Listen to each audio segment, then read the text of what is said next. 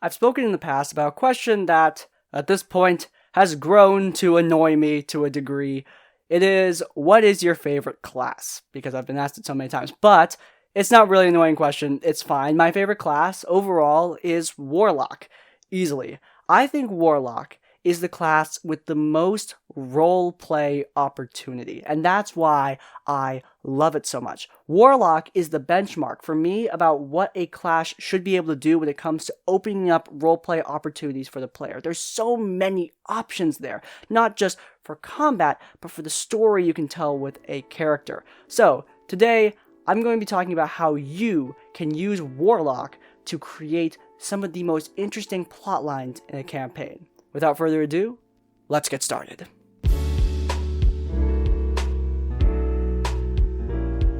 Elephant out of the room. Warlock has the Patron. That is their main roleplay hook. Right off the bat, right at character creation, a Warlock chooses an otherworldly patron, a connection to a supernatural entity that gives them their power. This is the ultimate roleplay hook because it gives the Warlock both a gameplay focus, focused around either casting spells with a fiend magic or casting spells based on the Great Old Ones, and it also gives them a powerful entity that they can interact with, even loosely, right off the bat. Now, their relationship can vary from incredibly distant, think Ford and Ukatoa from Critical Role, or incredibly close. I know Jester is a cleric and not a warlock, but Laura has said that she planned Jester to be a warlock before Travis stole the class. So, we'll count her. Breaking news, all caps, I was changing Ronin. Okay. Where's the graphic? Yes, I stole Warlock. Oh, we got Yes! Jester and the Traveler are also a viable route to take a Warlock partnership. Even if Jester is a cleric, it still works in principle. They both work. It gives players an opportunity to interact with a powerful entity, and that gives the DM a lot of opportunities for quest hooks. I mean, think about the quest that some sort of archfey or a devil could imply or lead the party along. It can be long-term, short-term, small side quests tie into the main plot. It's great. It's both great for players and DMs. And on the behind the curtain side, it allows for some pretty cool interactions between the player playing the Warlock and the DM. You can talk and converse about what you want the Warlock-Patron relationship to be. Do you want the patron to be your ally? Do you want the patron to be your friend? Do you want the patron to be an eldritch god from beyond your realm that cares not for your mortal troubles? Who knows? And it's up to the DM and the player to decide. The DM can also keep it a mystery from the player entirely about what the Warlock patron actually wants. If you watch Ginny D's videos, you'd hear about her player character, Aisling, which has the Warlock patron of Oweir, the woman of the soil, whose motivations are incredibly mysterious. What Oweir actually wants is hidden from the player and the character, and it builds a compelling mystery. Of course, there are terms to the pact, but Oweir's final goal, her endgame, remains a mystery, and I imagine that makes the campaign more engaging and gives the player and the character something to mull over when they're casting magic utilizing an entity whose goals are mysterious and unknown. The evolving relationship a Warlock can have with their patron is also a prime opportunity for roleplay. Back to Ford, spoiler for Critical Role, but I mean, come on, this happened like a long time ago. You must have heard about it, but yeah, spoilers. Ford separated from Ukatoa in one of the most epic moments of the series. And it's not just Ford. It's known that a Warlock threatening their patron or threatening to break off from their patron, the tension that can come there, that is great stuff for roleplay and for character development. It's hard to develop characters in D&D. I talked about this in the villains video, but even when you're playing a player character, even when you have all the time in the world to develop a character, it can be very, very difficult because this isn't a book that you're writing. You can't revise it. You can't go through multiple drafts. I mean, your character arc will depend on what happens in the game, but the evolving relationship that a Warlock has with their patron, that is a powerful way for you to develop the character. How does your character respond when your patron takes your powers? How does your character respond when your patron asks you to do something immoral? How does your character respond when your patron stops communicating with them?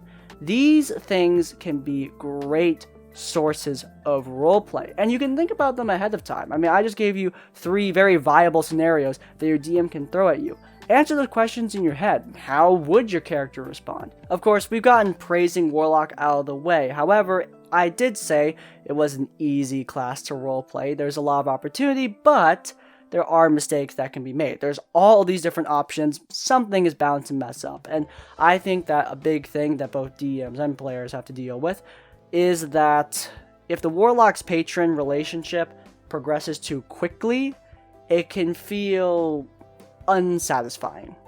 What do I mean? Well, like I said before, the evolution of a Warlock's relationship with their patron can be possibly the most compelling thing in the campaign if you do it right. But if you do it too fast, if you rush it, then it will be possibly the most underwhelming part of your campaign. We'll move away from Ford and go to Jester and the Traveler. I know, again, cleric, I get it, but, like I said, it still will translate. Jester's relationship with the Traveler is a friendly one. She likes the Traveler likes her. Great. Isn't that what I mean by moving too fast? Well, not necessarily. There is still development in the Traveler's relationship with Jester. I'm going into spoilers for later episodes, so I'm not going to say more, but their relationship and dynamic does change. There are things that are revealed. The relationship is kept interesting. Matt Mercer doesn't just keep it a relationship between powerful entity and cleric. He makes sure that there are reveals, revelations, things that progress over the course of the campaign to keep it interesting. If you let it become stagnant or you have the relationship move too fast, then it will become boring. So, keep it interesting. Again, Warlock has so much opportunity there. Utilize that. Don't make it a stagnant, boring relationship between a Warlock and their patron. I mean, this is an all-powerful god we're talking about here, or a demon, or a fae, or a sword. You can make it interesting. These are supernatural beings. Don't just treat them like an office guy that you see every now and then that gives you some assignments. It should change over the course of the campaign and progress. I'll put in 2 mistakes here because I went over 2 big reasons why Warlock is awesome, so let's do 2 mistakes to balance it out. But, here we go. Not integrating the party. This one is huge and one I see way too often. Now understand that a character story arc belongs to the character. I get that. That makes total sense to me. However, the party is still there. They are still present and they should be involved in some way. Now this is both on the DM and the player behind the Warlock. So I'm not saying that this is an easy thing to pull off. And you also need to bring in the whole party, make them interested. You need to hold an audience, which, yeah, I'm not going to pretend like that's easy. However, if you do it right, you can really engage the players. Have the Warlock patron interact with the other players in some way. Have the Warlock's powers benefit or hinder the party in a way that is not super inconvenient, but in a way that makes them notice, that makes them care, that makes them interested. Cause the other players to be invested in the story, and you will build a dynamic that encompasses not just the Warlock and their patron, but the whole party. Leaving them out of this can cause it to feel spotlight hoggy as well. If you focus entirely on the Warlock player without bringing in the other players into this story arc, then yeah, it can feel spotlight hoggy. And by the way, while I'm saying this, Warlocks are not the only people, or not the only class, that can have a catered story arc. That is not the case, and that's not what I'm saying. I'm just saying Warlocks make it really easy on the DM and the player. Every player in the campaign, if you do this kind of attention on the Warlock, every player in the campaign should have their own catered story arc. It is fair. Of course, bringing them all into the Warlocks, or bringing them all into whatever story arc is happening at the time, will make them more engaged, and it is the right thing to do to make sure no one feels left out. I don't really know what this video was supposed to be. I just wanted to talk about Warlock because Warlock is awesome. It makes roleplay really easy on the player. It makes building an interesting story easy because it's all integrated right into the class, and that's why I love playing Warlocks, and that's why I love DMing for Warlocks when they're in my campaign. If you enjoyed this very strange episode of Tabletop Tavern Tips, then please do leave a like. If you want to see more of my content, then please do subscribe to Crispy's Tavern.